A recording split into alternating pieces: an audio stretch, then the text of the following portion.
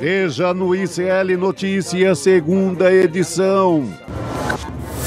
Chilindró italiano. Moraes pede prisão preventiva de Zambelli e inclusão do nome dela na lista da Interpol. Melhor já ir monitorando. Lindbergh Farias pede que STF instale tornozeleira eletrônica em Bolsonaro. Papuda, lhe espera. Boa estadia lá, valeu? Voz potente contra abusos de Israel. Em viagem à França, presidente Lula recebe lenço palestino de apoiadores. O governo brasileiro condena nos mais fortes termos o anúncio pelo governo de Israel. O ICL Notícias, segunda edição, está no ar.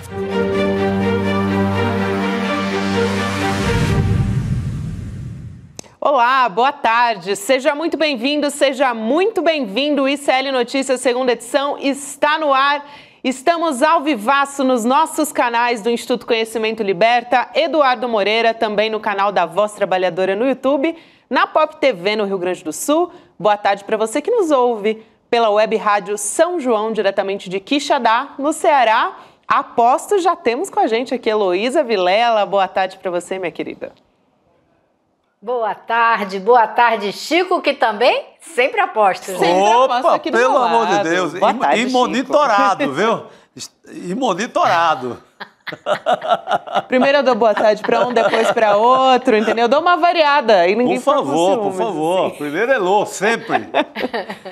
E hoje a gente já começa falando com a Elô, lógico, sobre o pedido do ministro Alexandre de Moraes. Aliás, a determinação hoje, né, da prisão preventiva, da deputada Carla Zambelli. Até me empolguei falando, né, porque ontem a gente ficou falando bastante sobre isso e hoje veio a determinação do Supremo Tribunal Federal por um pedido da PGR. E o Moraes também, aqui para trazer alguns detalhes para vocês, também pediu a inclusão dela lá na lista de difusão vermelha da Interpol. Ontem a Elô Vilela falou para a gente a respeito disso, explicou, e essa lista, só para reforçar o que a Elô já explicou para a gente ontem, é um pedido das autoridades policiais do mundo todo, né, para então ter essa rede para localizar e prender provisoriamente uma pessoa quando ela aguarda a extradição para o país onde ela cometeu o crime, no caso da Zambelli, aqui para o Brasil. Então, ontem a deputada Carla Zambelli, ela anunciou publicamente, foi para as redes sociais, para a imprensa também, para dizer que ela estava indo para a Itália, gente, onde ela disse que ela estaria intocável, né, porque ela tem cidadania italiana e ela quer ficar por lá, então, mas ainda não chegou na Itália, pelo menos não temos informação disso por enquanto, né, Lu? Pois é, Gabi, o que acontece com ela agora é o seguinte, né, ela anunciou para o mundo inteiro que ela fugiu da justiça. Ela deixou documentado que ela está tentando impedir a justiça brasileira de fazer cumprir um julgamento que já foi concluído, né? Uhum. E aí, com isso, ela complicou a situação dela demais. Se ela tivesse feito que nem o Eduardo, que foi para lá, disse que vai ficar um tempo e que tem coisas para resolver e assuntos para tratar, mas não, ela deixou patente que ela fugiu da justiça brasileira. Então isso já dá para a justiça brasileira tudo que ela precisa para mandar prendê-la. Então o problema é que hoje você tem a Interpol, né, como você acabou de falar, uma rede no mundo inteiro, mas para prender alguém você precisa da boa vontade dos agentes do local. Então, para prender a Carla Zambelli, mesmo que ela esteja na lista vermelha da Interpol, vai ser preciso a atuação de agentes dos Estados Unidos. Agora, a Zambelli não tem uma situação como a do Eduardo Bolsonaro. Ela não é filha de um ex-presidente, com ligações próximas a pessoas que já foram assessores diretos do atual presidente dos Estados Unidos, né? O Eduardo Bolsonaro não foi julgado e condenado por nenhum crime. Ela é uma, agora, criminosa condenada. Então, eu acho difícil ela ser presa nos Estados Unidos. Poderia até acontecer. Agora, se ela sair dos Estados Unidos para ir para a Itália, como ela está dizendo que quer fazer, aí ela pode ser presa no aeroporto, na hora que saltar lá, aí vai ser bem mais fácil ela acabar sendo presa do que ficando quietinha lá nos Estados Unidos. Então, vamos ver como é que fica. Agora, você sabe, né? Trump não está deixando todo mundo ficar lá assim indefinidamente. Imigrante não está ficando lá de bobeira. Você tem interesse então, se ela não tiver... Exatamente. Então, vamos ver como é que vai ficar. Mas ela deu todos os motivos legais, jurídicos, e é o que os advogados estão falando aí para todo mundo, que a decisão do Moraes é impecável. Não tem nenhum erro na decisão dele. Ele está coberto de razão jurídica para mandar prender a Carla Zambelli. Posso aproveitar e ler um trechinho dessa decisão, Elô? Porque é muito interessante aqui. O Moraes, ele pinta esse quadro, né, sobre a atuação da Zambelli, e eu acho que é bastante preciso. Então eu faço questão de trazer aqui esse trecho do relator Alexandre de Moraes. Ele diz o seguinte: lamentavelmente, o intuito criminoso de Carla Zambelli permanece ativo e reiterado, insistindo a condenada, ele faz aí... Condenada. A condenada, ele faz um parênteses, mesmo que de modo atabalhoado e confuso, na divulgação de notícias fraudulentas, no ataque à lisura das eleições e nas agressões ao Poder Judiciário. Nossa, caprichou na redação o Xandão, né? Ele... Que poderia ser uma coisa mais técnica, mas ali, ele elaborou aí. Mas ao produzir todo esse circo, a Zambelli se enrolou, né? Porque ela podia aplicar a história do tratamento de saúde, experimentar de longe qual seria a reação no Brasil, alegar que não havia recurso, né? Que não havia nenhum mandado assim mais imediato, dava um migué lá, dava uma enganada e depois podia fugir na boa para a Itália. Mas ela complicou a chegada na Itália, porque ela não tem a proteção do Eduardo Bolsonaro. Se brincar, o próprio Eduardo Bolsonaro pode dedurar a situação dela lá, pegar algum deputado norte-americano e dar ali uma envenenada na situação da Carla Zambelli. Eu não duvido disso, porque favorece o próprio pai. É bom mais um trancafiado lá, famoso. E acho que não foi, parece que foi a revelia do Bialski mesmo, o advogado dela, né? Além dele ter deixado o processo, também não me parece que um advogado ia aconselhar ela a contar que vai para a Itália. Tá divulgando todo o plano, né? E agora se sabe até a casa que ela tá lá nos Estados Unidos, porque pela geolocalização já pegaram a partir da live que ela faz também para... Eu nunca vi fugitivo ficar fazendo live e anunciando onde tá. Isso já é um negócio maluco, né? Na rua ainda. Eu lembro que acompanhei os grandes foragidos do Brasil, PC Faria, a Georgina Alves da Previdência Social. Era também da Previdência, como o caso agora. E ninguém, o contrário, você toma chá de sumiço e você não anuncia para ninguém. Agora... estamos no tempo que o fugitivo faz live para dizer que fugiu. É, no mínimo, um baita abuso, né? É um abuso contra a justiça, contra todo mundo. Você desculpa, eu tenho que dizer, no mínimo, uma burrice inconteste, né? Pelo amor de Deus. Foi mais ou menos isso que o Alexandre de Moraes quis dizer quando ele falou de forma atabalhoada e confusa. Ele não quis botar numa burrice, uma ignorância a respeito da legislação, né? Porque nesse sentido da ignorância, desconhecer ou desprezar a legislação que garante às autoridades o direito de mandar prender quem está tentando impedir a aplicação da lei. É isso, né? Então, ela realmente se complicou muito. Eu tenho até o nome do condomínio onde ela está, Chico, porque ela fez questão de fazer em frente ao condomínio. Tem uma pessoa que pegou lá as imagens de Fort Lauderdale e identificou direitinho o condomínio, mandou para mim, olha, é esse condomínio aqui. Sabe? Realmente inacreditável, né?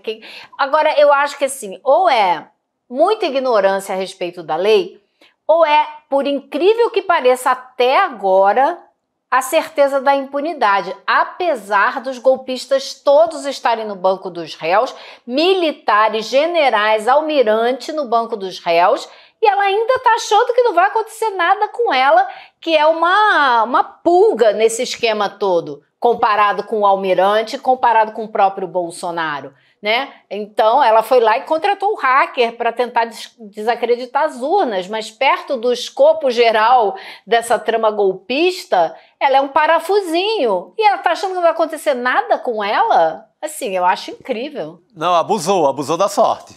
Eu acho que vale a pena também, a gente trouxe um trechinho aqui da decisão do Alexandre de Moraes, além do pedido de prisão preventiva, ele também determinou diversas ações ali, né? Bloqueio, por exemplo, dos passaportes agora, né? Mas, enfim, a gente discutiu bastante isso ontem aqui também. Também bloqueio das contas bancárias, do salário e verbas de gabinete pagos pela Câmara dos Deputados para Carla Zambelli, né? No exercício da função dela, que agora ela não está exercendo, portanto. E também as redes sociais da Carla Zambelli, pela decisão do ministro Alexandre de Moraes, devem ser suspensas sob pena de multa diária de R$100 mil. Isso é uma questão ali também que me levanta uma pulga atrás da orelha, né, Lu? Porque essa questão da rede social, com a Zambelli fora do Brasil, também se questiona, tá, vai ficar desativada só no Brasil, é porque ela está nos Estados Unidos, então... Ela falou que deixou em nome da mãe, né? Que transferiu ali o legado de seguidores e o legado de pessoas que mandam Pix, mesmo para uma condenada, né? Transferiu e a mãe acho que pensa em ser candidata no futuro, por aí vai. Isso. Mas ele mandou derrubar todas essas contas. Aliás, o despacho do ministro tem lá a lista de todas as mídias sociais dela e que todas têm que ser canceladas, e ele deu prazo. E o bloqueio dos bens também, 24 horas, para as instituições financeiras todas informarem que realmente o bloqueio está feito. Então, o que ele está fazendo com isso, né? Ele está cercando ela de meios financeiros para sobreviver nos Estados Unidos ou em qualquer outro lugar. Ela não vai poder ter o acesso ao dinheiro dela e ela não vai poder pedir Pix para os seguidores, porque, né, não vai ter a rede social e não vai ter conta para colocar esse dinheiro, porque, né, não vai cancelar tudo. Então é isso, é para fazer com que ela se sinta sem saída e tenha que voltar para o Brasil para que a lei possa ser cumprida. É isso, né, gente? Ela é uma fugitiva da justiça. As autoridades têm que usar todas as armas que têm à mão para forçá-la a voltar e, se possível, prendê-la e mandar de volta. Agora, ela achar que na Itália ela está segura, gente, eu tenho vontade de rir. Quem disse que o governo italiano vai segurar ela lá e não vai extraditá-la? Quem disse? Sabe? Ela pode ser presa pela Interpol lá e eles mandaram ela de volta e acabou. Então, eu acho que ela não sai dos Estados Unidos mais. Ela vai tentar se segurar lá, porque se ela tentar sair, a Interpol vai pegar ela na mesma hora. Aliás, eu quero trazer também o pronunciamento dela a respeito dessa decisão do STF, mas também, só para fechar essa coisa das redes sociais, tem também o pedido de multa diária por cada uma das postagens que reiterem ali na avaliação do Supremo as condutas criminosas, ou seja, se ela ficar atacando, por exemplo, a democracia brasileira, como fez em já diversos posts, né, que ela tem publicado nas redes sociais. Então tem ainda essa linha fina também, já que a gente falou aqui de multa diária, da suspensão das redes dela. Tem o dos posts também, que agrava. E fez também nessa nota que você vai ler, mais um ataque às instituições, né? Exato. Ela se pronunciou sobre isso e falou que a decisão é inconstitucional, já que um deputado federal só pode ser preso em flagrante e por crime inafiançável, o que, segundo ela, não aconteceu. Só que ela não diz, né, que essa prisão preventiva está acontecendo e foi decretada pelo STF porque ela fugiu do Brasil. Sim, é a ação dela, que ela gerou. Ela estaria certa se não tivesse fugido. Ela foi condenada pela primeira turma do STF e aí ela fugiu. Foi isso que aconteceu, né? Ela produziu tudo isso. Produz, inclusive, essa aventura de caça para ela mesma em qualquer lugar. Tudo produzido por ela. A situação estava dentro de uma certa normalidade. Ela ia tentar diminuir um pouquinho a pena com os embargos que teria, né? Diminuir aqui meio ano, 5 meses e tal. Era a única chance que ela tinha. É o devido processo legal. Exatamente, por isso que ela não estava com mandado de prisão. Aí ela estraga tudo. Né? Réu primário, bom comportamento, lê um monte de livro, faz um curso online e acabar saindo as questões médicas relativamente rápido. Ainda por cima. Tem a questão de saúde. Ela, assim, tem um pacote de coisas ali que podiam diminuir essa pena. Não, ela prefere essa aventura e uma aventura... Não só sai do país, como sai por via terrestre, né, para a Argentina, para ir e depois pegar o avião com destino aos Estados Unidos. Ela cria um filme aí, ela se mete dentro de um filme que agora, para sair dele, está difícil. Não é? Porque nem no pacote daqueles perseguidos pela ditadura do Xandão, ela pode se incluir, porque o bolsonarismo não deixa. Então, nesse privilégio de ser perseguida pela ditadura do Xandão, ela tem, porque o Eduardo Bolsonaro não vai deixar ela ter esse benefício lá nos Estados Unidos. Ou seja, está numa roubada total. Até para arrecadar Pix está difícil para ela, né? Porque uma parte dos bolsonaristas que estão com a família Bolsonaro também... Talvez não dê mais, né? E ela está acompanhada do coronel Aguinaldo, que é um coronel da reserva, seu marido, né? E que era secretário de Segurança Pública de Caucaia, no Ceará. Mas também abandonou o cargo para ir nessa aventura. Ele também tentou se candidatar, ficou em último lugar, né, Chico? E é aquele bolsonarista mais do que o próprio Bolsonaro. Aliás, eu queria também pontuar aqui que o deputado federal Lindbergh Farias, ele também protocolou lá na Câmara dos Deputados um requerimento pedindo a cassação dela, da Carla Zambelli, por conta desse pedido de prisão preventiva que veio aí do Alexandre de Moraes do Supremo Tribunal Federal. Então também tem mais esse agravante dentro do Congresso Nacional, rolando em paralelo também. Acho que vale a pena colocar aqui, né, Lu?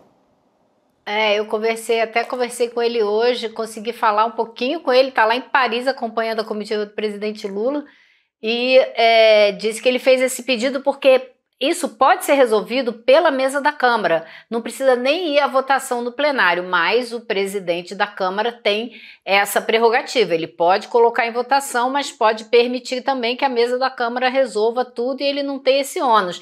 Mas com vão ser necessários 257 votos para salvar a Carla Zambelli, né? E muita gente dentro da Câmara acha que ela não terá o apoio para preservar o mandato, porque a gente não está falando de uma deputada que teve um comportamento condenável ou não condenável, a gente está falando de uma pessoa que já foi condenada, criminosa, que fugiu e que já foi condenada pelo STF. Então, muita gente acha que ela não escaparia numa votação no plenário, mas tudo é um desgaste político também para a extrema-direita, né? Então, se você joga para o plenário, você de fato nunca pode garantir qual é o resultado, né?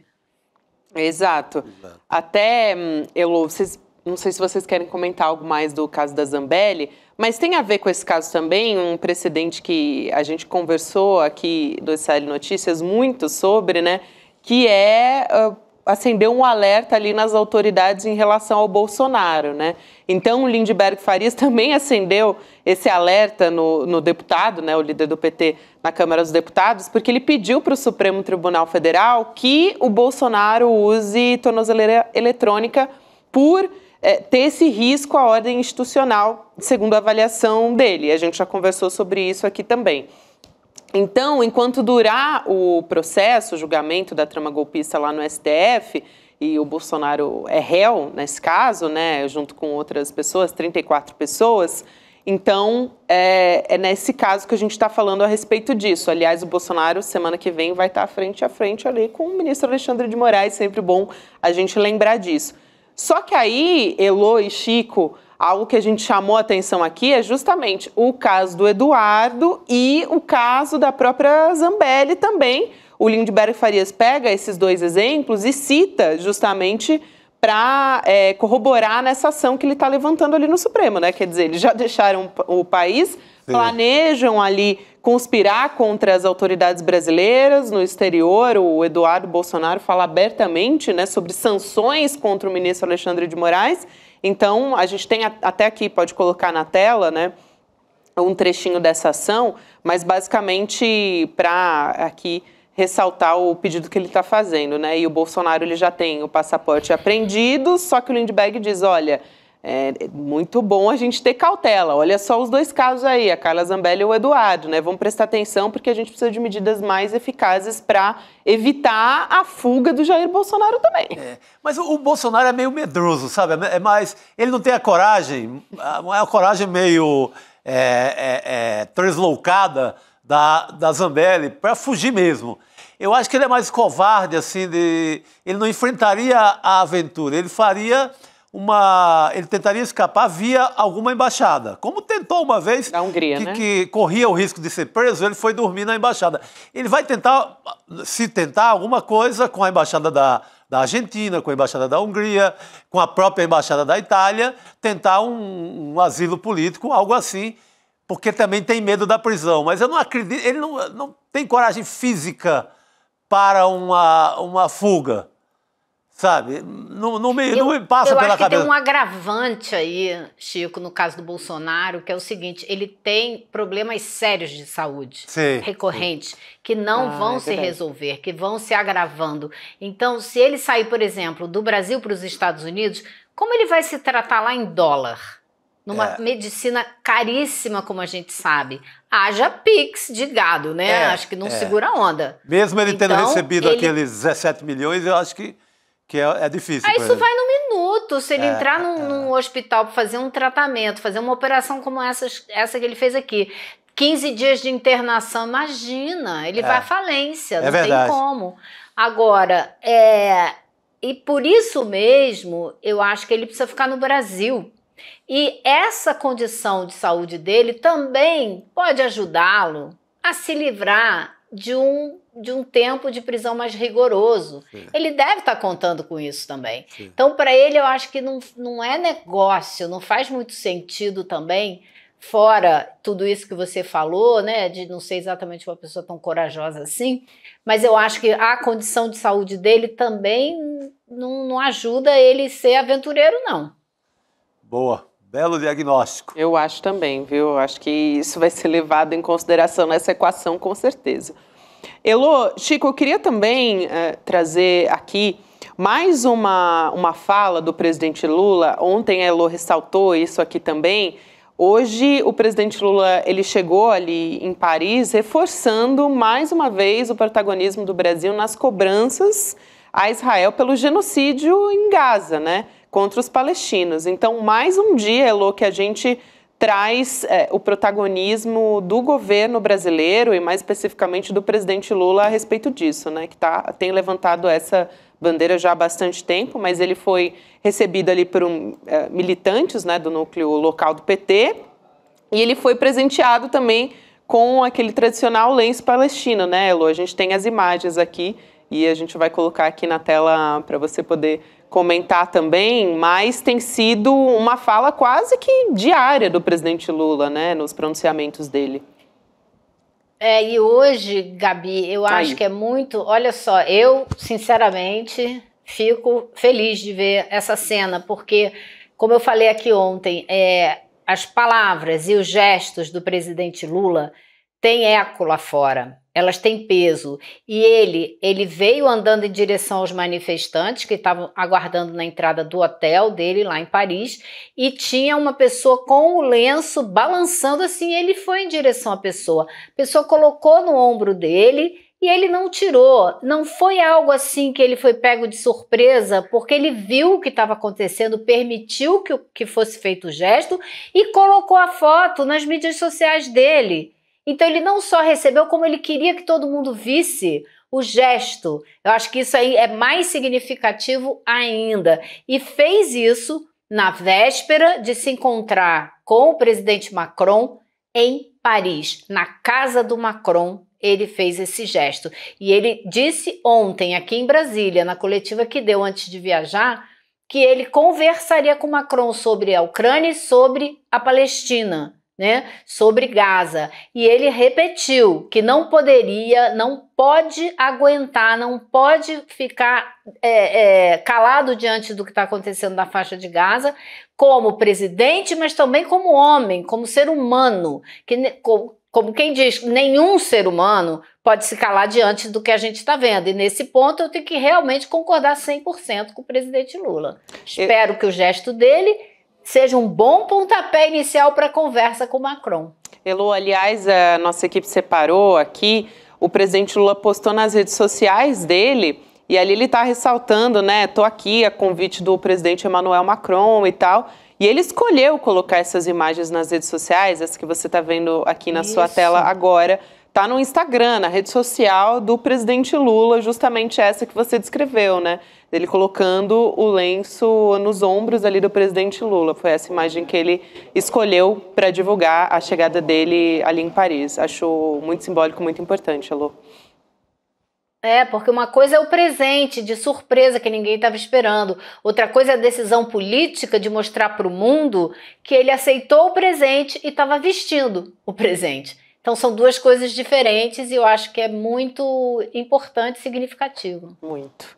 Elô, você viu o tanto de sombrinha do frevo lá também? É verdade, eu acho que desde a vitória do filme Agente Secreto no Festival de Cannes, a turma ficou já de plantão lá para esperar o Lula. Aliás, viva o frevo, né? Sempre pois é. Fazer esse parênteses aqui. Elô, sempre bom ter você aqui com a gente, querida. Valeu. Tchau, pessoal. Bom programa. Obrigado. Chega Rodrigo Viana aqui com a gente. Aliás, ele que urgentíssimo. Captou ali a imagem na rede social do presidente Lula e trouxe pra gente. Emocionante essa imagem, né? E eu sabia que o Chico ia gostar das sombrinhas, né, do frevo ali do lado. Foi o que eu vi. Aliás, na hora que eu vi, eu falei, o que é isso mesmo? Daí eu me lembrei que tinha sido em Cannes, né? Tinha tido um grupo que tinha recebido lá o Kleber Mendonça Filho, né, diretor do filme Vencedor. E ficou para receber o Lula. Eu acho que já ficou para receber o Lula. É o que a Elô falou, né? Uma coisa assim, às vezes você recebe um presente, um livro, alguma coisa ali do público e tá bom, recebeu, passa para o seu assessor. Mas nesse caso o Lula não só vestiu, como autorizou e pediu que se postasse nas redes dele, né? Então tem um peso, é um peso político, né? Sim. Claro, porque ali na descrição ele está dizendo, tô aqui em Paris, no encontro, a convite com o Emmanuel Macron, mas ele está escolhendo postar essa imagem, né, com o lenço nos ombros dele. Aliás, nesse final de semana, nessa convenção nacional do PSB, ele já tinha, mais uma vez, denunciado o genocídio, né, deixando muito claro o uso da palavra que ele está fazendo ali. Ontem, na conversa com os jornalistas em Brasília, também, ele deu uma resposta bastante dura, firme, né, dizendo que não dá para ser chamado de guerra, porque é um exército matando mulheres e crianças. Estou lendo aqui exatamente o que disse o presidente Lula a respeito disso, e disse que não vai ter paz enquanto não houver o Estado palestino. Eu vou aproveitar e chamar a Cristina Serra, que já está posta aqui, para comentar com a gente essa imagem do presidente Lula e também os posicionamentos dele, que têm sido quase diários a respeito do genocídio em Gaza. Cris, boa tarde para você. Gabi, Rodrigo e Chico, essa imagem tem uma força muito grande. É importante que um presidente como o presidente Lula, que de fato, como a Elô mencionou agora há pouco, é um líder mundial, que tem, é um líder político que tem reverberação mundial, né? Tanto é que basta ver a agenda internacional do Lula. Então, nesse momento, colocar o lenço, exibir nas redes sociais, sim, é um ato político, tem uma mensagem muito clara, que eu só espero que aumente cada vez mais e que outras lideranças políticas também de alcance mundial façam isso, porque de fato é intolerável, inadmissível, inaceitável essa guerra contra mulheres e crianças que Israel está movendo na Palestina, que Israel não reconhece, né?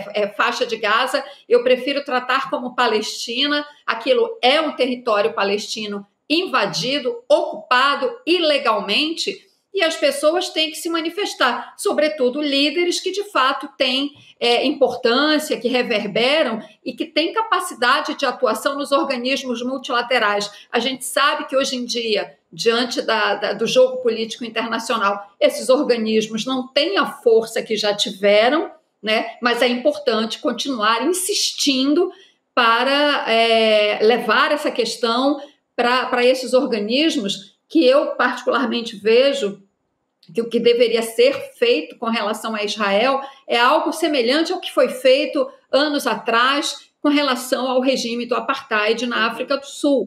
sanções, muito mais do que palavras, né? E mesmo gestos, como esse gesto importante que o presidente Lula está fazendo, mas sanções, algo prático, né, que faça com que Israel entenda, perceba o repúdio internacional a essa guerra que move contra um povo completamente indefeso. Aliás, antes da gente falar a respeito disso, tem a última fala do presidente Lula em Brasília, que é bastante firme, então vou trazer essa fala e a gente volta a conversar sobre o assunto. Vamos lá. É exatamente por conta de que o povo judeu sofreu na sua história, que o governo de Israel deveria ter bom senso e humanismo no trato com o povo palestino. Eles se comportam como se o povo palestino fosse cidadão de segunda classe. E nós temos dito há muito tempo, o Brasil foi o primeiro país a reconhecer o Estado palestino aqui na América do Sul, e eu volto a reafirmar, só haverá paz quando a gente tiver consciência de que o palestino tem direito ao seu Estado, à terra demarcada, aquele acordo de 1967, que o governo de Israel não quer deixar de ser cumprido e todo dia manda a gente atacar o território palestino, inclusive tentando atacar a Cisjordânia para agredir produtores rurais palestinos. É isso. Ou seja, em vez de dizer que é antissemitismo, precisa parar com esse vitimismo. Precisa parar com esse vitimismo e saber o seguinte: o que está acontecendo na faixa de Gaza é um genocídio. É a morte de mulheres e crianças que não estão participando de guerra. É a decisão de um governo que nem o povo judeu quer. Fortíssimo. O que me chama a atenção, ontem até eu falei sobre isso, Cris, Chico, Gabi. Sabe a manchete de ontem da Folha de São Paulo? Era dando voz para a CONIB, Confederação Israelita Brasileira, atacar o Lula. Em vez da manchete ser a fala do Lula, olha qual que era a manchete da Folha. Lula, mais uma vez, ataca judeus, diz CONIB. E a gente assiste a fala, onde é que o Lula atacou os judeus? Ao contrário, ele faz questão de informar que parte do povo judeu não quer isso aí. Exatamente. Então, é muito grave. E a imprensa brasileira não é que está aliada aos judeus, está aliada ao Estado de Israel. Não está aliada com a comunidade judaica brasileira. Está aliada com o Estado de Israel. Era a mesma coisa que, já que a Cris lembrou o Estado do Apartheid na África do Sul, imagina, Gabi, que alguém criticasse o Apartheid e aí os afrikaners, que eram o povo branco, minoritário, mas chefiando o poder naquela época lá na África do Sul, cada vez que houvesse uma crítica ao Apartheid, dissesse: isso é racismo contra os afrikaners. Sim.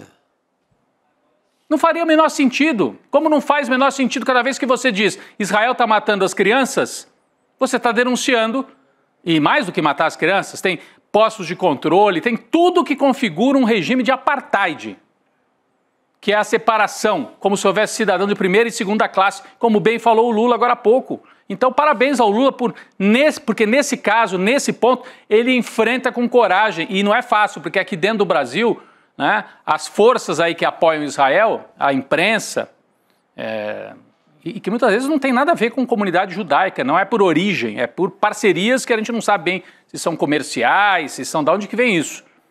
Mas a imprensa bate toda vez que o Lula assume esse papel de voz de consciência e cumpre um papel, porque tem pouca gente falando isso com todas as letras e ainda botando o lenço dos palestinos, Gabi. Aliás, muitos judeus não se sentem representados pela CONIB. Claro que não. Eu vi outro dia o filho do Vladimir Herzog, o Ivo Herzog, falando exatamente isso. Filho de um jornalista que foi morto na ditadura e cujo avô passou por campo de concentração, dizendo: eu me sinto envergonhado, não sei se foi essa palavra que ele usou, mas mais ou menos o termo era esse, né, de ver o que Israel está fazendo. É o mesmo que diz o pessoal da Casa do Povo, no Bom Retiro, os Judeus pela Democracia. Sim. E outros e tantos grupos judaicos contra essa carnificina do Netanyahu. É isso aí.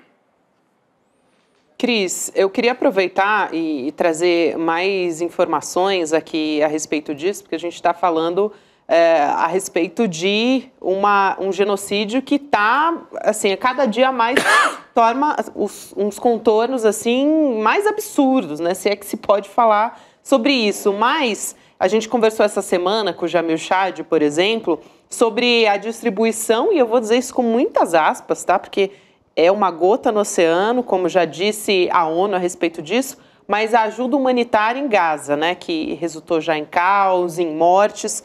Depois disso, a distribuição desses alimentos foi totalmente suspensa no território palestino. Quer dizer, uma distribuição que já era pífia, né? Então, quem tem feito essa distribuição é uma fundação humanitária, que é a Fundação Humanitária para Gaza, bastante controversa, né? Porque é um grupo privado apoiado pelos Estados Unidos e Israel. E aí essa organização, para trazer alguns detalhes aqui, anunciou ontem um novo diretor, que é o Johnny Moore. Ele é evangélico pró-Israel, conselheiro do presidente Donald Trump. Veja só, então esse diretor anterior ele renunciou, alegando que não pode exercer suas funções com independência, e aí assumiu esse novo diretor, com essas características todas aí, Cris.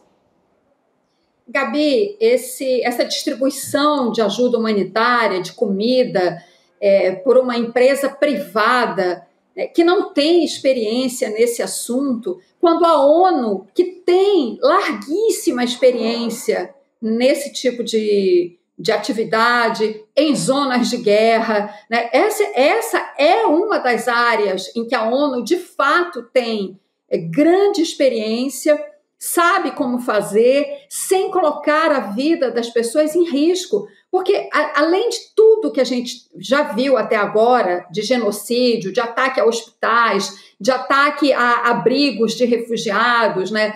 Enfim, as pessoas estão morrendo em qualquer lugar por ataque das armas, pelos bombardeios. Agora as pessoas estão morrendo no momento em que elas vão buscar comida, nesse cenário de caos e de desespero. Nos últimos dias, quando começou essa distribuição, eu boto aspas aí, de comida, porque é tão caótico que nem dá para chamar de distribuição de comida, as pessoas morreram assassinadas a tiros disparados por soldados israelenses que se sentiram ameaçados por essas pessoas. Quem eram essas pessoas? Palestinos desesperados de fome, famélicos, que foram nos pontos de distribuição buscar comida para as suas famílias e que, diante do caos, é aquela correria, aquela confusão. E aí, para resolver a situação do ponto de vista, né, dos soldados israelenses, atiraram nas pessoas. E as pessoas morreram enquanto buscavam desesperadamente por comida. Outro absurdo. Pelo menos o que está noticiado nos jornais, é por onde a gente se baseia, porque Israel não permite a entrada de jornalistas no cenário de guerra, né? Só tem jornalista lá, jornalistas palestinos que vivem ali dentro, que estão sendo assassinados, né? É um massacre, é o maior massacre de jornalistas da história moderna. É um aspecto da questão, mas não há jornalistas de fora documentando, então a gente se baseia pelo que está sendo publicado. Bom, esse centro, essa organização tem 3 pontos de distribuição. Ora, 3 pontos de distribuição de comida para 2 milhões de pessoas famintas, submetidas a um cerco de quase 3 meses, em que não pôde entrar ajuda humanitária. As pessoas esperam o que vai acontecer com apenas 3 pontos de distribuição para 2 milhões de pessoas. E agora, qual foi a medida anunciada recentemente? Que os palestinos não podem se aproximar das zonas de distribuição, das instalações dessa entidade privada, porque são consideradas zonas de combate. Então, as pessoas não podem se aproximar, sob pena de serem executadas, enfim. Então, olha a loucura do que a gente está falando, entende? Então, agora as pessoas estão sendo assassinadas nesta guerra, né, sem nome, tamanho é o horror que a gente assiste, quando elas vão buscar comida.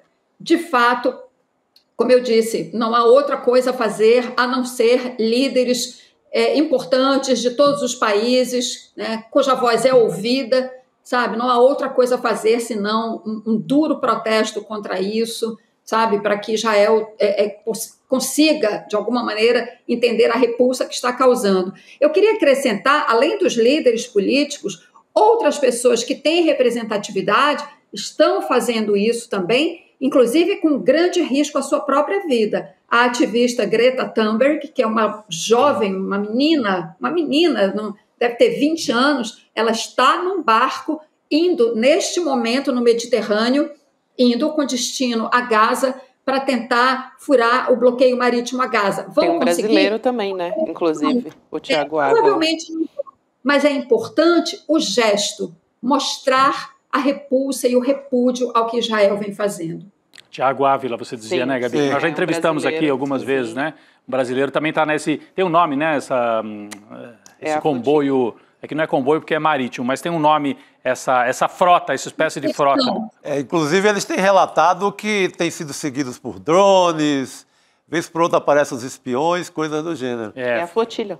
É a flotilha, a flotilha da vida, uma coisa assim, flotilha da vida, que tem a presença de um brasileiro. Eu recebi aqui, só para a gente complementar aquela informação do Lula recebendo o lenço ali em Paris, a jornalista Fernanda Otero, que nos acompanha aqui, escreve dizendo: Rodrigo, esse pessoal que estava lá na porta do hotel do Lula é o pessoal de Paris, a brasileira Maria Luísa de Souza, é uma pernambucana que entregou o lenço palestino, né? Ela mora em Paris, é brasileira, na verdade quem deu o lenço é a Márcia Camargos. A Márcia Camargos e a Maria Luísa Lapa de Souza são as duas brasileiras que estavam ali. A Maria Luísa é coordenadora ali do núcleo de petistas ali em Paris. Foi isso. Assim, não sei se vocês queriam fazer mais algum comentário sobre Gaza, né? Mas que tem ainda uma morte, né? Uma perda que a gente teve, que a Cris vai comentar aqui com a gente, que é a da arqueóloga Aniede Guidon, que você comentou no Urgente também, né, Rodrigo? Ela que morreu com 92 anos, morreu hoje. E ela virou de cabeça para baixo, basicamente, as pesquisas sobre ocupação humana nas Américas. Então, tem um legado muito importante, muito além dessa mudança de paradigma das teorias arqueológicas, e ela deixa no Brasil o Parque Nacional Serra da Capivara. Sensacional. Maravilhoso. Que recomendo uma visita, para quem não conhece ainda. Desde 91 está na lista, né, de Patrimônio da Humanidade da Unesco. A Fundação Museu do Homem Americano também, que é uma entidade responsável pelo estudo do acervo natural e cultural do parque. E a Cris Serra entrevistou a Aniede em 2020, né, Cris? Bastante recente também. Então, você pode contar mais sobre a história dela para a gente também, como é que foi essa entrevista, essa conversa que você teve com ela. Gabi, a Aniede Guidon realmente foi uma mulher extraordinária, uma mulher, porque além, essa é a entrevista que eu fiz para o Projeto Colabora com a Aniede Guidon, quando eu visitei o Parque Nacional da Serra da Capivara, ela morava ali perto do parque, e eu bati na porta dela e pedi uma entrevista, e ela muito gentilmente concordou e me deu essa entrevista. Mas, assim, além dela ser uma cientista extraordinária, porque, como você disse, de fato, ela revolucionou, né, as teorias sobre a ocupação humana no continente americano, né? Até então, o que se dizia é que o homem chegou aqui nas Américas pelo Estreito de Bering, né? Lá a ligação da Sibéria com o Alasca, alguns milhares de anos atrás, 17 mil anos, e aí veio descendo e se espalhou pelo continente americano. Ela prova que a ocupação no continente americano é muito mais antiga, é muito mais do que 100 mil anos, né? Você já consegue mostrar que havia ocupação humana aqui nas Américas, e que não foi apenas um caminho, né, de ocupação, não foi só pelo Estreito de Bering, mas também pelo mar, pelo oceano, inclusive com essa migração, digamos assim, da África para o continente americano. É extraordinário o trabalho dela, que na época arqueólogos norte-americanos contestaram muito. Ela fala isso na entrevista. Os europeus não, eles se surpreenderam, mas reverenciaram o trabalho dela. Os americanos, em princípio, contestaram, mas acabaram se rendendo ao trabalho dela, até porque hoje os achados, as descobertas dela são amplamente reconhecidas pelo mundo da arqueologia. Esse é um aspecto. Mas o que eu realmente gostaria de mencionar sobre a Aniede é o caráter humanista dela. Quando ela chegou na Serra da Capivara, entre outras coisas, ao estabelecer o parque, ela começou a contratar mão de obra local e a remunerar dignamente esses trabalhadores locais. Ela foi ameaçada. Por quê? Porque ela quebrou o sistema de servidão humana que existia ali no sertão do Piauí. As pessoas trabalhavam por um prato de comida para os coronéis da região. e ela quebrou isso. Por conta disso, ela recebeu uma ameaça de morte. Agora, a pessoa, ela diz que é um político. Quando eu entrevistei 5 anos atrás, ela disse que foi um político que a ameaçou. Aí eu perguntei, a senhora pode dizer o nome? Esse político ainda está vivo? Ela disse, ele está, prefiro não falar o nome dele. Mas, enfim, ela soube, então, na época, a pessoa que foi contratada, foi procurada, não contratada, foi procurada para matá-la, falou para ela, disse, professora, me procuraram para encomendar o seu assassinato. Bom, ela soube, então, quem era o mandante, foi e confrontou, né, dizendo que se ele fizesse isso, ela teria meios de revidar, digamos assim, e que ele não sairia impune, né, desse crime, se fosse cometido. Enfim, ela, além de tudo, era uma mulher, como eu disse, humanista, corajosíssima, né? Porque continuou, apesar das ameaças, no parque, fazendo o seu trabalho, que é essa obra que fica não só para o Brasil, mas para toda a humanidade. E, por último, mais um detalhe que mostra quem era Niede Guidon. Ela dava preferência à contratação de mulheres chefes de família. Eu vi isso no parque. Nas guaritas de acesso ao parque, eram mulheres fazendo o controle de entrada e de saída no Parque Nacional da Serra da Capivara. Isso mostra a grandiosidade dessa mulher fabulosa que foi Niede Guidon. Maravilhoso. Olha, é muito legal, acho que o Chico deve conhecer, a Gabi, o Demore. Eu recomendo também, Chico, eu estive lá uns 6 anos atrás, na região de São Raimundo Nonato, no Parque Nacional.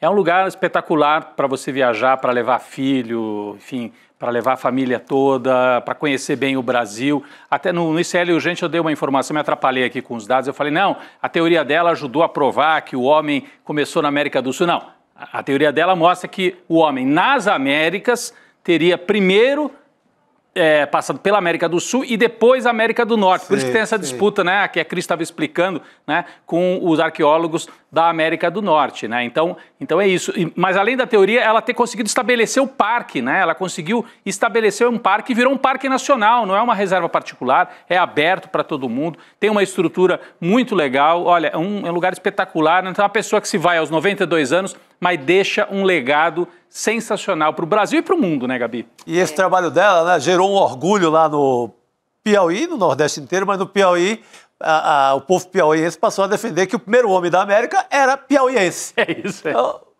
tá feito. Vou é verdade discordar, que o Piauí ainda não existia, mas vai. No território que seria o Piauí. Então, lá começa a história das Américas. É isso aí. Chupa Nova York. Maravilhoso. Você sabe que, Cris, que a Heloísa Vilela estava aqui com a gente até agora, mas ela continua aqui assistindo o programa nos bastidores, né? E ela comentou aqui, viva a Cris, que história sensacional, sensacional mesmo, né? Que incrível, obrigada por ter compartilhado com a gente a história de mais essa mulher maravilhosa que deixa um legado para nossa história e para todo mundo, né? Não só para nós brasileiros e não só para nós mulheres brasileiras. Obrigada, Cris, por hoje. É Gabi, sempre um prazer. Diga, querida. Mais um detalhe sobre essa mulher extraordinária. Quando houve o golpe de 64, ela era professora na USP. E ela foi avisada por uma tia que tinha um amigo general. Esse general ligou para a tia dela e avisou, fala para a Niede ir embora do Brasil, porque ela vai ser presa. Essa tia foi na casa da Niede, não sossegou enquanto não botou ela num avião, e assim é que ela foi para a França. E lá ela estudou arqueologia, com especialização em arte rupestre, e aí quando ela voltou depois para o Brasil e iniciou esse trabalho lá no Piauí. Mais um dado da vida dessa mulher extraordinária. Que história. Obrigada demais por compartilhar com a gente. Um beijo, Cris. Um beijo grande. Tchau, pessoal. Até mais. Aliás, Rodrigo Viana deu spoiler, né? Que ele falou, é Chico, Gabi, Demore. O Demore não tinha sido apresentado ainda. Acabou o mistério, rapaz. Amador demais, né? E eu fiquei só assim, será que alguém vai catar essa mensagem? Eu sou novo nesse negócio de televisão. Nunca sabia. Esse negócio de televisão, né? Eu tava... Agora sim, né? Boa noite pro Demore. Oficialmente, né? Pra valer. Indiretamente já tinha sido acoplado aqui na mesa com a gente. É que a gente se vê ali fora, conversa, e parece que tá todo mundo junto já, né? É isso.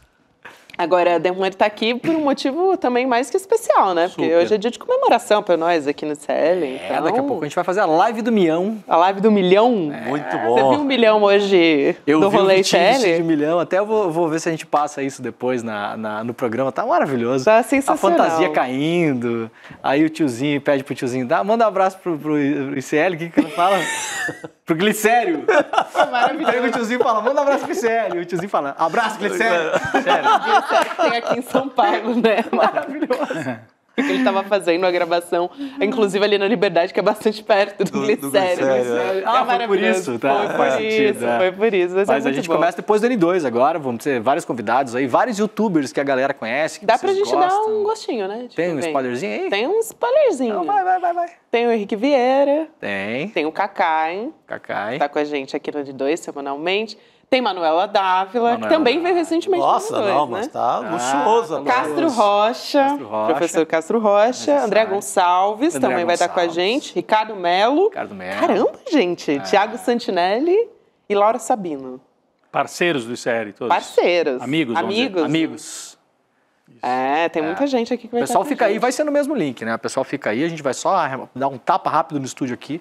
E vamos estar ao vivo, o Edu vem pra cá também. É logo na sequência, né? É logo na sequência, vai ser legal. A gente vai falar do momento atual do Brasil, vai ser legal porque tem várias vozes que não são as vozes que a gente também tá todos os dias entre nós aqui, né? Tem a Andréia, tem o Ricardo, tem a Manuela, tem galera de fora que às vezes você fica um mês e meio, 2 sem falar com as pessoas e a pessoa já reconfigurou algumas coisas, tá acontecendo uma coisa diferente, tem uma visão um pouco, né?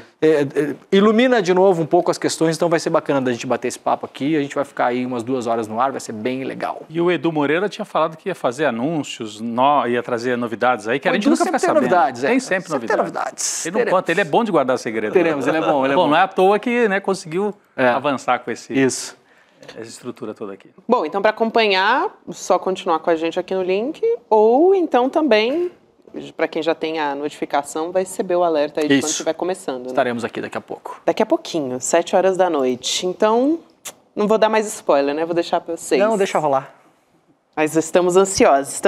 Aliás, falando em ansiedade, vamos falar sobre a possível prisão. Aliás, é questão de tempo, né? Para Carla Zambelli ser presa segundo a determinação do Alexandre de Moraes, né? Não sei. Tem essa história aí rolando, a gente já falou aqui que o Xandão ele oficializou esse pedido depois, aliás, que a PGR entrou com esse pedido, né, de prisão preventiva. Ela está nos Estados Unidos, em Miami, a gente está vendo aqui a manchete no nosso site da Carla Zambelli, né? E o plano da Zambelli, pelo que ela anunciou para todo mundo saber, né, na imprensa e tudo, era ir para a Itália depois. Ela está nos Estados Unidos agora, mas esse é um plano que pode não dar muito certo, né? Porque tem várias questões aí que estão implicadas, mas dentre elas o governo italiano pode barrar a Zambelli, tem a questão da Interpol também, que está em curso ainda, né? Não é automático quando o governo brasileiro faz o pedido. Aliás, no momento, acho que o STF que pediu, mas a gente não tem a confirmação de que a Polícia Federal agora há pouco a Polícia Federal enviou o pedido para a Interpol. Isso já temos essa informação também. O Alexandre de Moraes pediu e a Polícia Federal é quem faz esse encaminhamento, encaminhou para que seja incluído, mas isso tem um trâmite, né? É na Europa, né, que fica o escritório da Interpol. Fica em Lyon, na França. Em Lyon, na França. Tem um comitê que analisa isso. Às vezes pode demorar 48 horas, se são crimes comuns, que são os crimes, muita gente que entra na lista da Interpol é por ter sequestrado criança, aqueles casos de família que o pai ou a mãe, às vezes, pega o filho e leva embora do Brasil, né, sem o cônjuge autorizar e tal, o tráfico de drogas. Mas tem casos que demoram mais, casos que tem que passar pelo comitê e 2 situações que eu acho que vão pegar a Zambelli. Parlamentares em exercício do mandato, a Interpol toma um tempo maior de avaliação, e também os crimes que podem ser considerados perseguição política, religiosa ou militar. Então ela pode... se fará essa avaliação, não estou dizendo que é perseguição, né? Mas essa avaliação vai ser feita pela Interpol. Agora tem umas novidades, Gabi, que a gente apurou agora aqui, antes de sair. Tem muita gente dizendo que a Zambelli está nos Estados Unidos e parece que pode avaliar ficar nos Estados Unidos. Tá dando meio que o drible da vaca nessa história aí, para dizer que vai para a Itália, porque tem cidadania. E aí o Graciliano Rocha, que é um repórter muito experiente lá do UOL, trabalhou na Folha há muitos anos, né? Muito bom. Muito bom, foi diretor de jornalismo investigativo do BuzzFeed aqui no Brasil também, trabalhou na Bloomberg. Foi correspondente. Núcleo investigativo do UOL também. Núcleo investigativo do UOL, foi correspondente na Europa durante muitos anos, em Paris, conhece muito esses trâmites internacionais. Ele acabou de publicar um artigo que faz muito sentido, Rodrigo, que é o seguinte... Eu até busquei hoje de manhã, aqui pedir ajuda para o nosso amigo ChatGPT, que essas coisas ajudam muito, né? Depois a gente vai lá checar se é verdade ou não. O que acontece? Se for para a Itália, Chico, o Brasil tem um acordo de cooperação com a Itália amplo, né? De amplo espectro, digamos assim. Então, eu fui tirar a dúvida, Rodrigo, se o crime pelo qual ela foi condenada no Brasil tem um correspondente na Itália. E tem, né? Então, quais são os correspondentes na Itália? Artigo 615... Acesso abusivo a um dispositivo informático ou telemático, então é o crime pelo qual ela foi condenada, né? Aqui no Brasil.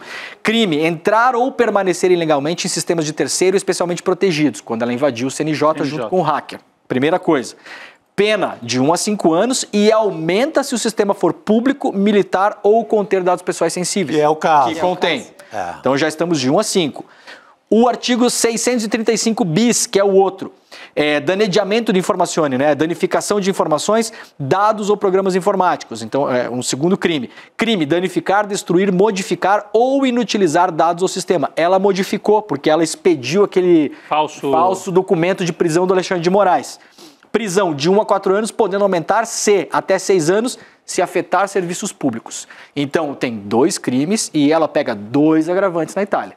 Isso é um problema para ela. O Graciliano Rocha trouxe a informação agora que o acordo de cooperação do Brasil com os Estados Unidos prevê só 32 crimes. E nem posse ilegal de arma e nem invasão hacker estão no acordo que foi feito ainda nos anos 60. Então, há a possibilidade de ela tentar ficar nos Estados Unidos, que a coisa pode ficar um pouco melhor para ela num primeiro momento. Sim. Essa é a informação de última hora que a gente pegou agora, um pouquinho antes de entrar no ar. Importantíssimo isso. Quer dizer, na Itália, você fala aí das penas, chegaria muito perto da pena que ela recebeu aqui, 10 anos, né, que ela recebeu aqui. Aqui são 2 crimes, né? Um de 1 a 5, outro de 1 a 6. E lá também, de 1 a 4. 1 a 4 e 1 a 6. Podendo aumentar. Isso. Então, chegaria próximo, se não for 10 anos, é 8, é 9. Então, se ela for para a Itália, pode ter que cumprir a pena lá com essa correspondência criminal. Mas no caso dos Estados Unidos, não, né? Então... Não, porque o crime não é correspondente. É um pouco o mesmo caso do Alan dos Santos. O crime lá de sedição não é o mesmo dos artigos 359, 359L e M no Brasil. Você vê que o crime na Itália, eles são muito correspondentes e até as penas são muito próximas, né? Então, poderia ter o mesmo crime lá com uma gravidade de 6 meses sem detenção. Aí a Itália fala, não, mas aqui é um crime é igual você dirigir sem carteira de motorista. Então, tudo bem, a gente não vai extraditar, porque no Brasil ela pode pegar a cadeia. Mas na Itália, prevê prisão. O que pode ser favorável a ela na Itália é que a Itália dificilmente extradita. Tanto é que a gente lembra de cabeça os 2 casos. Pisolato, o governo, né? né? O governo agora é de extrema-direita, tem que ter autorização do Ministério do Interior lá, então é uma decisão política também. Pisolato foi extraditado no passado e o Cacciola com uma diferença. O Cacciola ficou 13 anos livre na Itália. Foi para Mônaco. E foi fazer uma jogadinha em Mônaco. E aí os caras pegaram em Mônaco e o príncipe autorizou a extradição por Mônaco. Então, a Zambelli também tem ventos a favor na Itália. Não é tão simples você conseguir a extradição dela. Eu diria que a gente não vai ver a Zambelli no Brasil tão cedo. Não? Qualquer lugar, eu acho muito difícil. Se ela ficar nos Estados Unidos, tem todo o clima político também mais favorável a ela nos Estados Unidos, Chico? O que eu só levo em conta é essa inimizade com o bolsonarismo. Ela não vai participar da mesma turma lá que visita o Congresso e diz que é vítima da ditadura do Brasil. Fez até aceno pro Eduardo, né, Chico? Porque já tem gente que ocupou esse espaço, que é o Eduardo, o Paulo Figueiredo. Então, ela não tem essa turma, a não ser que ela descobriu uma nova turma que está também com esse discurso.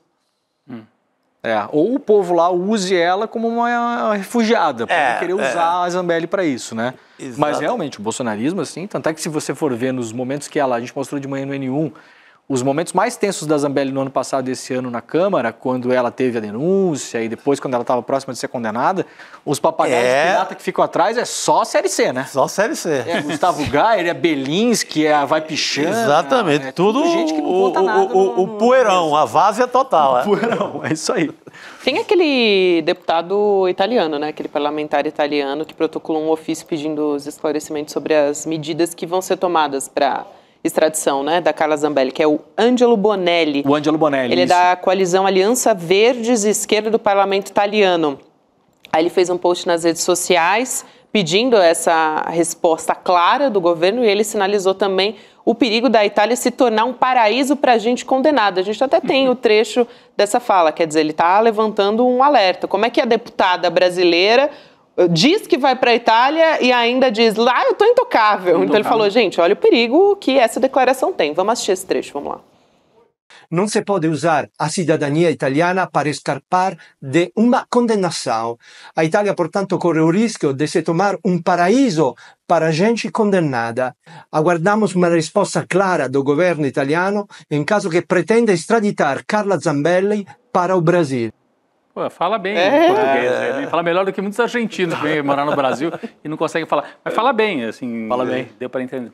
Claro, tinha escrito, né, a mensagem, mas é um deputado de esquerda, né, da Aliança Verde. Isso, ele vai provocar o parlamento, já provocou, né, para tomar alguma atitude, vai provocar o Ministério dele Interno lá, que é uma espécie de... Na Europa tem, né, o Ministério do Interior, acho que nos Estados Unidos tem também um equivalente. No Brasil seria Casa Civil, talvez? No Brasil tinha Ministério do Interior no passado, né, mas acho que era outro foco. Mas era contra função, né? Era com função de... dessas verbas regionais. Isso, Não é o Ministério da Justiça. Aqui quem cumpre esse papel é o Ministério da Justiça, não, né? Não, o Ministério do Interno é uma espécie de casa civil com plenos poderes, assim. Um pouco mais alargado, porque o Ministério da Justiça é separado. Eu falei com o Bonelli agora, última visualização dele, 18h27. Mandei uma mensagem para ele, pedi uma entrevista. Amanhã de manhã, às 10 horas da manhã, a gente vai conversar com ele, vou fazer umas perguntas e depois no Urgente, no N2, para quem acompanha os programas, já vão estar com o vídeo da entrevista. Muito bom, muito bom. Então depois a gente se organiza para ver o que a gente está com mais dúvida, quais são os próximos passos, né? A nossa audiência também, se quiser colocar dúvidas aí, a gente pode perguntar para ele, está marcado amanhã de manhã já. Muito bom, é bom que ele pode esclarecer questões ali no Tratado Brasil. Isso.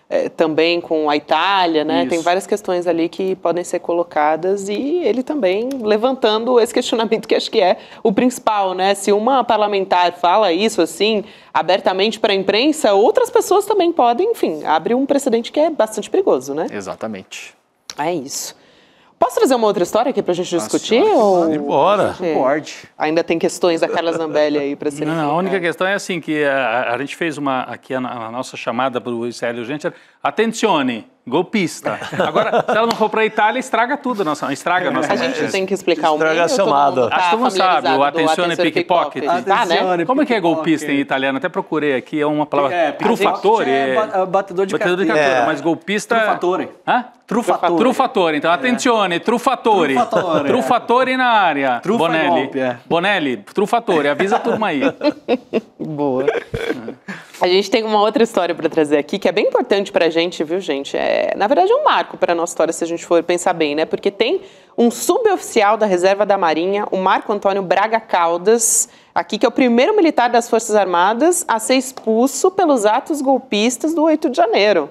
Então, olha só, ele foi condenado a 14 anos de prisão, ele foi julgado por um conselho de disciplina criado pela Marinha para decidir sobre o futuro da carreira militar dele. Então, a gente pode ter outros casos aí, né, Demore, depois desse. Será que o Garnier, esse condenado, vai ser expulso também? É a dúvida, Pois né? o sub é fácil. O sub já dançou.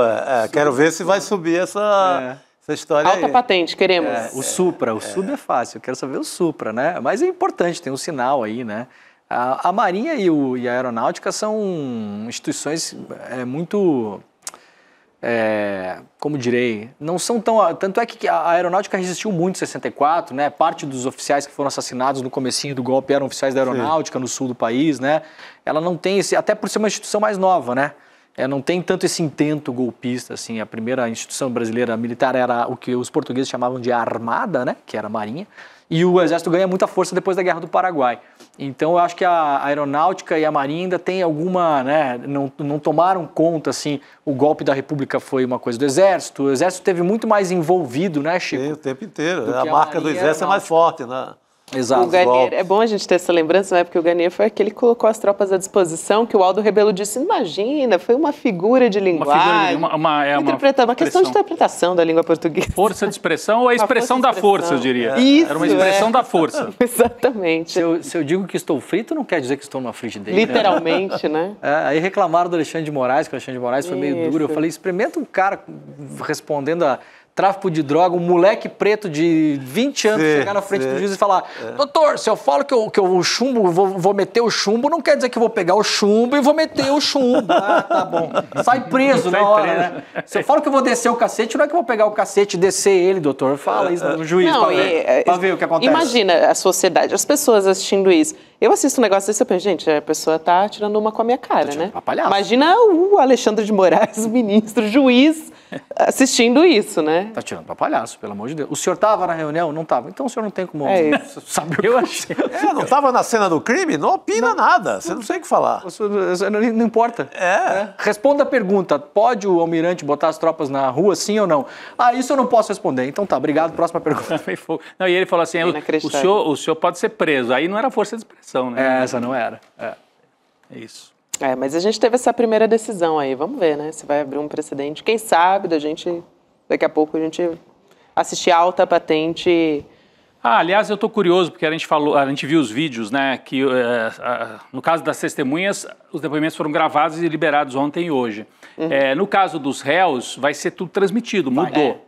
Então a gente vai ver o Bolsonaro semana que vem, segunda ou terça, porque segunda começa com o Mauro Cid, acho que o Garnier é o segundo, o Anderson Torres e o Garnier. Talvez não dê tempo do Bolsonaro na segunda, talvez fique ou no fim da tarde de segunda ou na terça.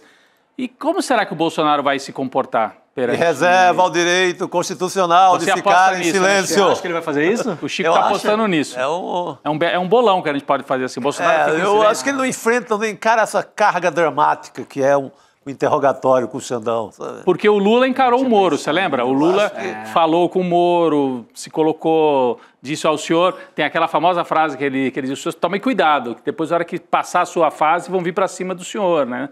Então o Lula em vários momentos se coloca assim. Ao mesmo tempo, essa opção, né, do silêncio, ela é muito ruim para o exército dele, para a militância. Porque vai passar o cara que não encarou, né? O cara que não encarou o Xandão, o cara que não disse nada. Ele pode usar uma tática intermediária, né, Chico? Fazer uma declaração inicial e depois para as perguntas falar sobre isso eu não falo, sobre isso eu não falo, sobre isso eu não falo. Aí ele fala sozinho. Pode ser uma estratégia. Pode ser uma estratégia. Você não tinha pensado nisso? Agora que o Chico falou, eu falei com o Bernardo Cotrim das nossas redes sociais ontem, eu falei, olha, pega os principais trechos, né, do Batista Júnior, do Freire Gomes e tal, e vamos observar as reações do Bolsonaro. Se tiver algumas reações, a gente faz um vídeo para a internet. Muito bom, para ver. Mas ele não teve reação nenhuma. Ele ficou impassível, isso me chamou a atenção. Isso, ele estava meio anestesiado o tempo todo, né? De vez em quando olhava para o lado, falava com alguém, mas em nenhum momento ele se indignou ou falou, ou quando alguém falou alguma coisa, ele falou nada, ele ficou lá. Então, de repente, realmente ele está ali assim, né, segurando para não falar bobagem, né? Ele estava ensaiando ali, aprendendo como é que o Xandão pergunta e tal, estava dando uma estudada, né? E ele mudava só o fundo da tela. Isso. Ora era a Golden Gate e ora era um mapa feio do Brasil, um mapa todo verde, meio... Coisa bem de milico mesmo, né? Uma coisa bem de milicão mesmo. Fica a dúvida se as pessoas realmente estavam vendo ele ali, né? A Lô, por exemplo, não estava vendo. Quem estava acompanhando no STF estava vendo só o depoente, o Gonê e o Xandão. Aí depois que liberaram os vídeos, aquela tela de zoom, né, que as pessoas conhecem, né? Que tá todo mundo, a galera toda. Né? Renan de filma. Aqui é assim. Aqui é assim. E normalmente quem está falando, fica muito focado, né, na câmera, não sei se fica olhando a tela para ver a reação dos outros, né? Mas pode ser que antes de entrar, bata o olho e fala, o Bolsonaro tá aí, né? O chefe do exército, por exemplo, o ex, né, o Freire Gomes, eu acho que se intimidou. Impressiona, né? Impressiona, né? A testemunha na tua frente, acho que ela interfere no teu depoimento. Na força ali, na expressão, você dá uma maciada, se tiver medo do cara, muda o teor da parada. Eu achei o Batista Júnior, né, o comandante da aeronáutica, muito tranquilo. Isso a Elô já tinha trazido, aliás, a Juliana Dalpiva tinha falado pra gente. Tão importante quanto o que ele falou foi como ele falou. Sim. Ele falou com uma tranquilidade, porque foi o que estava menos tenso. Estava mais titubeante. Nossa, o Freire Gomes estava na defensiva. O Batista Júnior, por exemplo, vou sentar aqui e falar o que foi. E contou. E não estava fardado, né? Ele parecia aliviado, né? De estar né? jogando tudo aquilo fora ali. E ele deve ter falado, nossa, ainda bem que né? Sabe aquela coisa, fiz a coisa certa na hora certa. E ele estava muito certeiro, né? Diferente do Freire Gomes, que estava ali meio gaguejando e tal. Ele não, ele estava, parece que com tudo... Sim. E foi sem advogado. Anotadinho. Né? Ele foi sem advogado. E ele foi correto até o ponto de dizer assim, não é que o Bolsonaro tenha proposto golpe de Estado. Porque ele não falava, escuta, vou dar o golpe de Estado. O golpista nunca acha que está dando golpe. Claro. Ele estava defendendo a Constituição. Ou pelo menos não vai fazer em Tanto que eles chamam de revolução, de 31 de março. 64. Mas ele diz, o que ele estava propondo era algo fora do normal, não era GLOs que a gente sabia, portanto eram medidas de exceção. E aí ele foi alertado que se ele usasse as medidas de exceção daquela forma, ele poderia sim ser preso. Então ele foi correto até no termo, né? Assim, ele procurou reproduzir o que aconteceu naquele momento. E certamente a Procuradoria-Geral da República e o Alexandre de Moraes vão perguntar isso para o Bolsonaro, né? Como é que foi essa conversa? O senhor foi alertado? O que o senhor achou disso? Enfim, é um momento importante. A semana que vem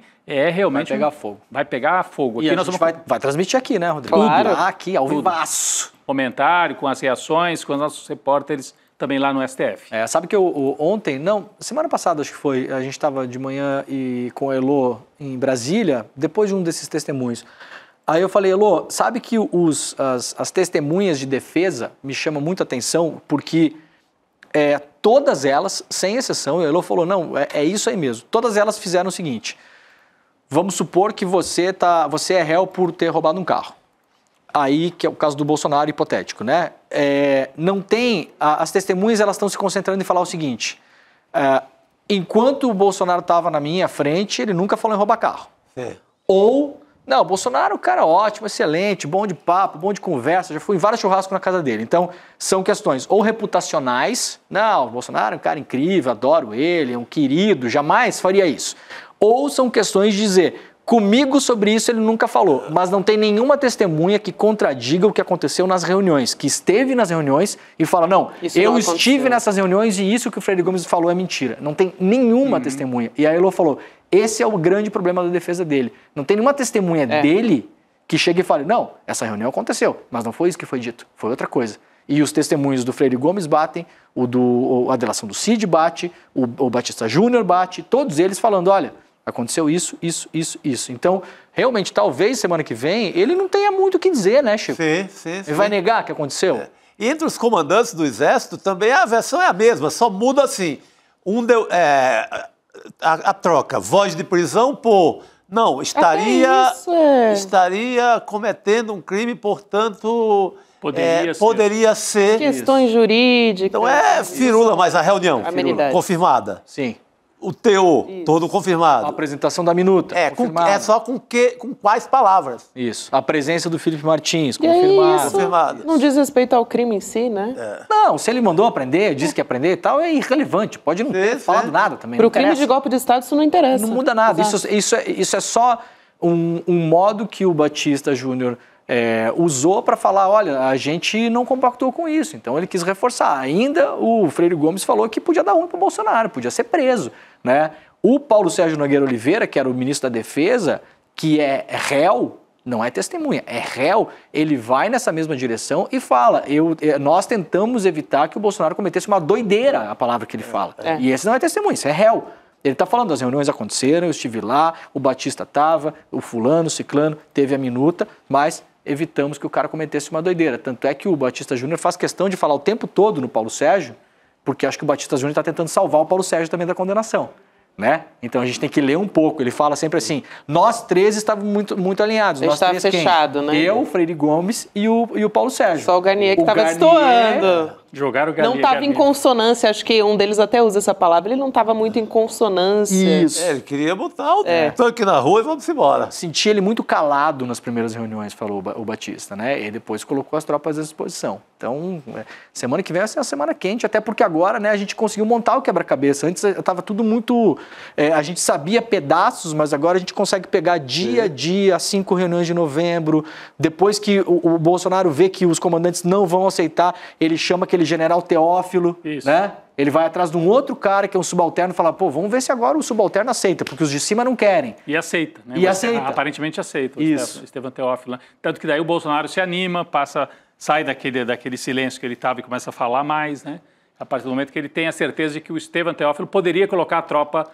O Estevam Teófilo chefiava grupos operacionais. E é aquele que teve a reunião sozinho com o Bolsonaro. Sozinho, que é muito estranho, exatamente, Gabi.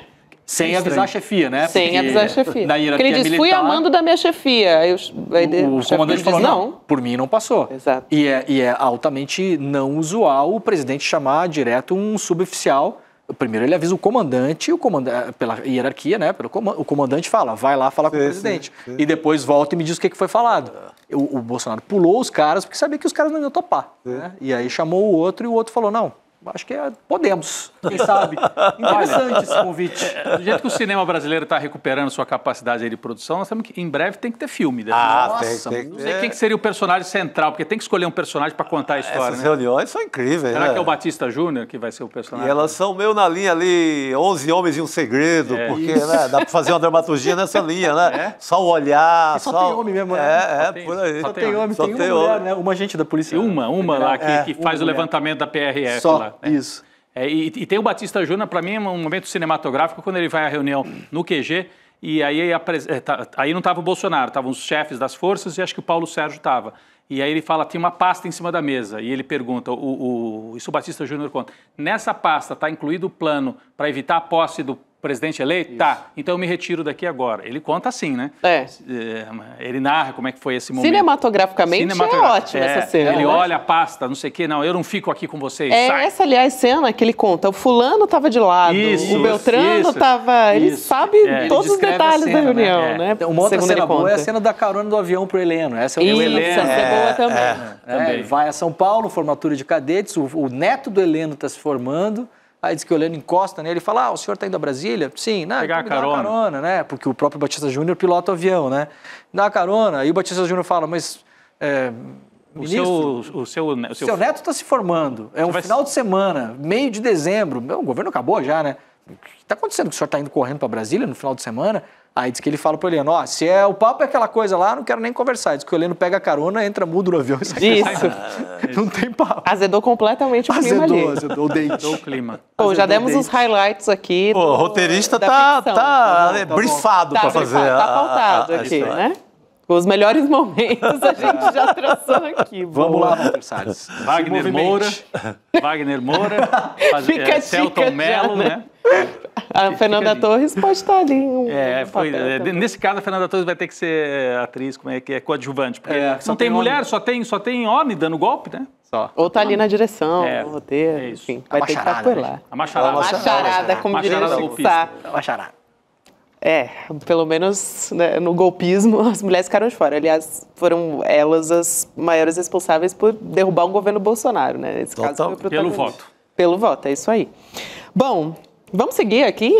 Eu queria trazer um outro caso também, uma treta aqui. Um fogo amigo, dependendo aqui de como a gente vai trazer essa história. Mas vamos falar um pouco do noticiário internacional também. Tem a ver com a gente, nos afeta, na verdade. Mas é o clima do governo Donald Trump ali com o Elon Musk. Gente, essa história, sério, é muito interessante da gente trazer aqui. Eu divulguei assim que eu vi, porque eu achei... É novidade. O Elon Musk, o ex-chefe do Departamento de Eficiência ali, governamental, conhecido como DOGE, né? Ele chamou publicamente de abominação repugnante esse mega projeto de lei orçamentária do Donald Trump. Então, a gente tem aqui o tweet do Elon Musk no X, ele diz assim: desculpe, mas não aguento mais. Este projeto de lei de gastos do Congresso, enorme, escandaloso, eleitoreiro, é uma abominação repugnante. Os que votaram a favor deveriam sentir vergonha. Sabem que erraram, eles sabem. Aí, enfim, foi lançado aí no governo com uma meta de cortar $1 trilhão, né, do déficit norte-americano. O Musk está olhando o Trump hoje indo num caminho bastante contrário do que se esperava, né? Então, promovendo esse projeto que aumenta mais esse déficit dos Estados Unidos. Então, não dá para dizer ainda que é um racha do Musk com o Donald Trump, mas a gente meio que sabia que era questão de tempo até a primeira briga pública dos dois, né? Assim como foi com o Steve Bannon no passado, agora a briga da vez é com o Elon Musk. O Bannon foi chutado em 8 meses, eu acho. Né? Teve um momento que eles fizeram uma espécie de veto para muçulmanos, no geral, pousarem nos Estados Unidos, que era o chamado Muslim Ban, E o Trump viu que a coisa ficou feia e jogou no colo do Bannon e falou, não, a ideia foi a ideia deles. E mandou embora. E o Musk fez um outro tweet. Foi mais rápido ainda, né? O rompimento do Musk com o Trump. O Musk fez um outro tweet hoje também, depois desse, falou o seguinte, ó. Ligue para o seu senador, ligue para o seu deputado. Quebrar a América não é legal. Kill the Bill, né? Fez como é que é? Com o Kill Bill, né? O filme, né? Sim. Fez uma brincadeira de palavras, né? Kill the Bill, ou seja, mate o projeto de lei. E tem o negócio do aço, né? O Trump botou tarifa de 50% de importação de aço. Que afeta diretamente a empresa do Elon Musk. A Tesla e as fábricas de foguete, que precisam de aço, né? Então, agora, vai ser muito legal ver isso, cara, porque isso é informação jornalística que saiu na última semana, né, Chico? O Musk, ele é um drogado. A gente viu. Ele tá 24 horas por dia doidão. Então agora ele doidão no Twitter detonando o Trump vai ser e não é um viozinho ali familiar, não. É muito doidão. É porradaria. É coisa pesada. É uma matéria do New York Times mostrando que ele estava usando uma série de drogas em continuidade durante todo o governo. E aí o pessoal recuperou umas imagens dele em umas reuniões completamente... Com aquelas expressões típicas. Né? Ou fechando o olho, levantando, ele na regalando posse o também olho. estava olhando para cima, Isso, né? Parecia que estava no mundo só dele. Uma vibe própria. Aquele momento que bateu, sabe? Bateu. O presidente não bateu. Olha pro lado, bateu. Foi. Então vai ser legal ver ele. Perdemos o Elon Musk. Entrou em órbita. Entrou em órbita e não é satélite se conectou com a base. Da Starlink. Mas vai ser divertido. As pesquisas todas mostram que o Trump teve um desgaste precoce também na sua popularidade, né?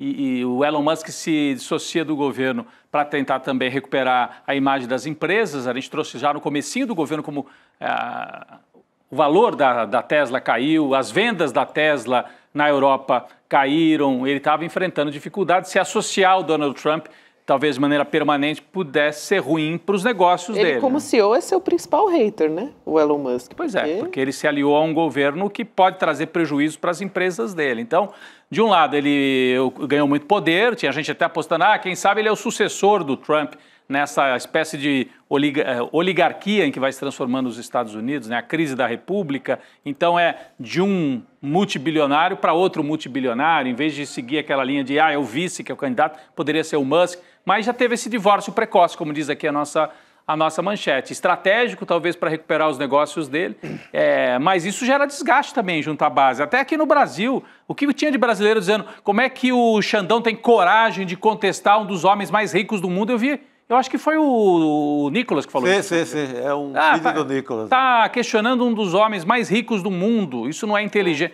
Não pode questionar um dos homens. Aliás, o mais rico, né? Do mundo. Então, tem um monte de brasileiro que adora seguir o Musk porque ele era uma bandeira, assim, também, um bem-sucedido bilionário. A esquerda não gosta dos bem-sucedidos. Então, como é que fica agora? Vocês vão apoiar o Trump? Vão apoiar o Musk? Quem tem razão? A briga tem razão. O que eu fico pensando, assim, é que ali na imagem da posse, né, tinham vários CEOs de Big Tech junto com o Trump. A gente já pode fazer talvez um X no Elon Musk. O X já caiu. Já foi. Agora, será que os outros também... Até quando eles vão ficar segurando o Bezos na mão do Trump? Tomou uma paulada no mês passado, né? Porque ele tinha reclamado das tarifas de importação, alguma coisa assim, e falou que ia tomar umas atitudes, e a porta-voz da Casa Branca desceu o cacete nele também, desceu o cacete. Quando eu falo descer o cacete... não é descer o cacete. Força de expressão. O cacete está descendo. Isso, gente! Para deixar claro aqui, o doutor Aldo, só para a gente explicar aqui. Então, mas sabe o que eu me lembrei enquanto o Rodrigo falava? Eu acho que foi uns 2 anos atrás... O conselho da Tesla, ele teve que entrar na justiça contra o Musk, conseguiu uma decisão que está válida até hoje. O Musk, podem ver, ele não fala sobre isso, ele não pode tuitar nada sobre a Tesla sem passar pelo conselho. Porque ele estava tuitando maluquice e a ação, pum, para baixo. Estava tuitando maluquice e a ação, pum, para baixo. Os caras estavam apavorados, não conseguiam tirar ele do conselho, porque ele é sócio majoritário. Fizeram um procedimento judicial e a justiça deu ganho de causa para o conselho. Então, assim, não é de hoje que esse cara é maluco, né? Eu me espanto quem tenha se enganado achando que esse cara é um gênio, né? Vamos ter que acompanhar a cena dos próximos capítulos dessa novela. Vai ser o patinho comendo sanduíche. Mas o primeiro divórcio já veio aí. Aliás, que era o aliado principal, né? Foi muito rápido. O principal Big Tech, era CEO de Big Tech. Porque, Gabi, você falou das Big Techs. No passado, o governo nos Estados Unidos sempre defenderam suas empresas. É só aqui no Brasil que o pessoal tem mania de falar, não, o Lula viajava para a África e apoiava as empresas. Qualquer presidente faz isso. Na Coreia do Sul, na China nem se fale. Mas nos Estados Unidos também, pátria do capitalismo, supostamente do capitalismo liberal. Mas no passado, quem é que o presidente dos Estados Unidos apoiava? As montadoras ou as petroleiras. Então era, a General Motors e outras empresas da área automobilística, a Ford, né, que foi assim. E depois das montadoras também, enfim, o setor bancário, etc, etc. Agora são as Big Techs. Então, o que o Trump está fazendo ao atacar o Supremo, a gente já disse aqui várias vezes, o Supremo brasileiro, não é só ajudar o Bolsonaro, aliás, não é nem o principal para ele. O principal é confrontar um órgão judiciário de um outro país que está tendo o desplante de atacar a base hoje da economia dos Estados Unidos, são as Big Techs. É ali que está o poder, né? Por isso que ao lado do Trump na posse não está o CEO da General Motors ou, enfim, da IBM, como já teve no passado, mas estão os CEOs das Big Techs. Exatamente. E que tem aí em seu algoritmo, né? O poder do algoritmo. O poder do algoritmo que beneficia a extrema-direita, né? Exato. É isso aí. Eu posso fazer uma observação aqui rapidinho? A gente trouxe aquelas imagens do presidente Lula recebendo o lenço palestino. Sim. A gente tem aqui a imagem, a Elô Vilela mandou pra gente, de quem colocou ali o lenço no ombro do presidente Lula. A Márcia Camargos, escritora. Aqui na tela a gente está vendo a imagem dela. Então, aquela imagem ali do presidente Lula que foi bastante simbólica e que está nas redes sociais do presidente Lula chegando a Paris, foi a Márcia Camargos que colocou ali. Então, uma imagem forte e também importante, né? A gente trazer aqui quem é que colocou esse símbolo. Ali, ó ali, Chico, de novo ali, ó.